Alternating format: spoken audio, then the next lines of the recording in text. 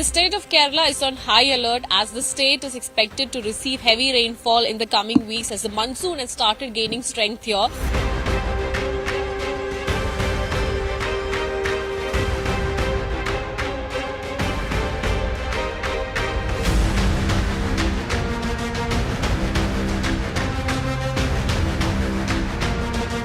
Are on leave, and Alapura and Kasaragod, all the education institutions have been given a holiday, considering that the IMD has predicted heavy rainfall in the coming few days. It was only in the last 2 days the monsoon started gaining strength.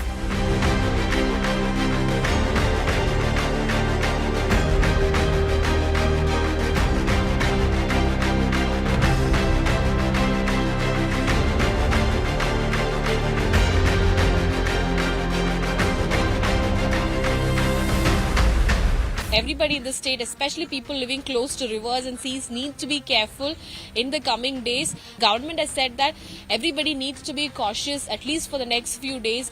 Make sure that you shift to the camps and other places, safer locations if the rainfall starts gaining strength.